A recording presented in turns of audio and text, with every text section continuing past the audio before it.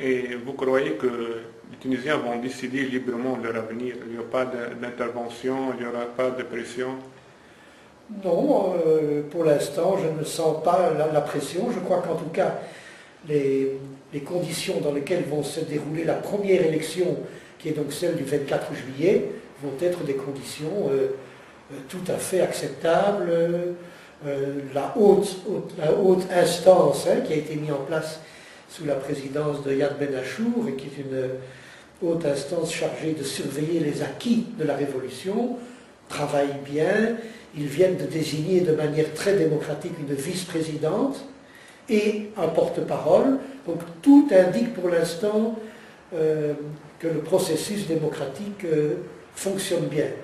Bien sûr, il y a d'autres échéances après qui seront chaque fois risquées, la présidentielle, les législatives et puis les élections municipales, mais pour l'instant j'ai l'impression que, vous savez, c'est un pays dans lequel les gens sont quand même très instruits.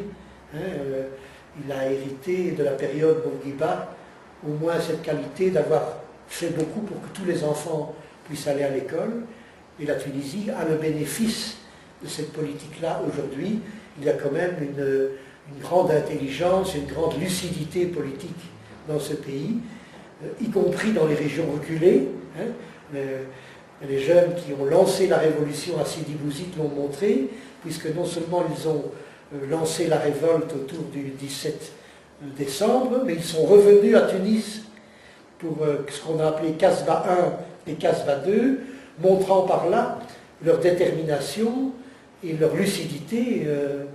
Ils savent intuitivement très bien ce qu'il faut faire pour que la révolution soit positive.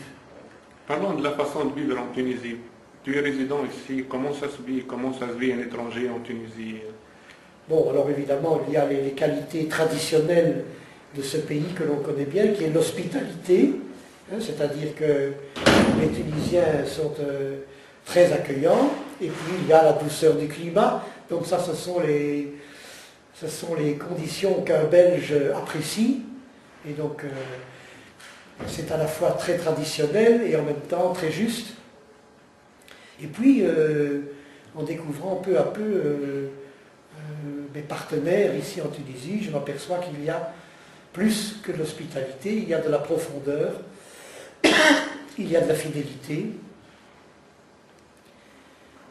et il y a de l'intelligence.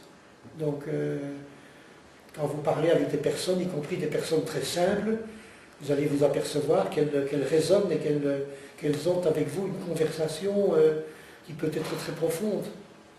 La révolution va faire beaucoup de changements dans le domaine culturel surtout. Qu'est-ce que vous voyez? Quel changement on aura?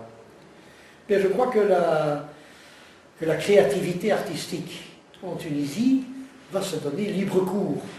Il y aura du théâtre, il y aura de la danse, il y aura des formes très nouvelles de créativité qui étaient un petit peu freinées sous l'Ancien Régime. Donc, la Tunisie va être un partenaire beaucoup plus créatif.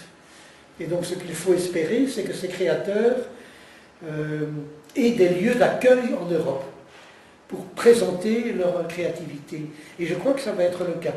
Je crois que de grands festivals européens, cinéma, danse, théâtre, littérature, vont faire une place plus importante à la création maghrébine en général et tunisienne en particulier. Et donc il va y avoir des relations plus équilibrées entre l'Europe et le Maghreb, avec, si possible, des co-réalisations, c'est-à-dire des créations artistiques qui mêlent de manière indistincte créateurs belges, français, italiens, avec des créateurs tunisiens, marocains, égyptiens, pour parler des pays qui bougent. Et quelle place auront les gens dans ces projets-là, dans ces coopérations? Alors les gens, les créateurs, les spectateurs... Les jeunes surtout. Les jeunes auront leur place, parce que à côté des grandes créations, il y aura tout l'effet de stimulation que ces créations vont apporter, y compris sur le plan professionnel. Parce que quand vous ouvrez une maison de la culture à Kasserine ou à Tataouine, il faudra des régisseurs, il faudra des éclairagistes, il faudra des ingénieurs du son, toutes des professions qui n'ont pas été encore bien exploitées sur le terrain tunisien. Donc je crois que la dynamique culturelle va créer de l'emploi.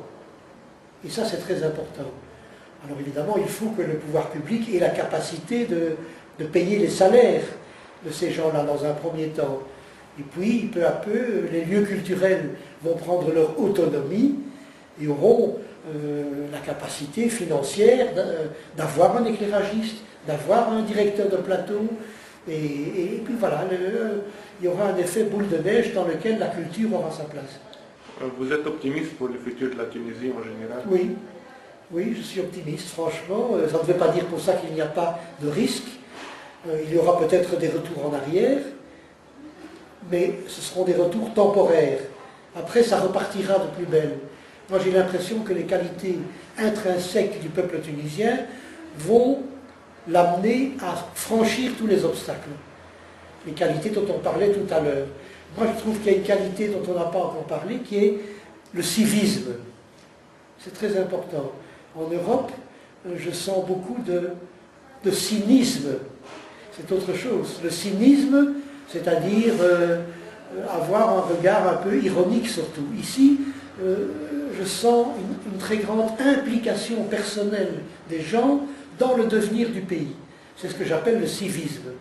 Et donc les gens s'expriment, les gens disent ce qu'il faut faire, les gens s'investissent. Vous voyez le nombre d'associations qui naissent aujourd'hui à Tunis, de gens qui voudraient identifier un village dans l'ouest du pays pour aller aider, mettre en place une liaison Internet, mettre en place un dispensaire, rénover l'école, etc. Donc il y a les gens de Tunis et de la zone privilégiée de la Tunisie veulent se mettre au service des régions défavorisées. Ça, c'est extraordinaire.